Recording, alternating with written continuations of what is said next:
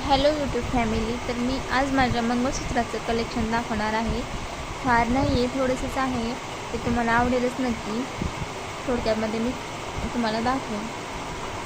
हे पहा माझं फर्स्टवालं मंगळसूत्र.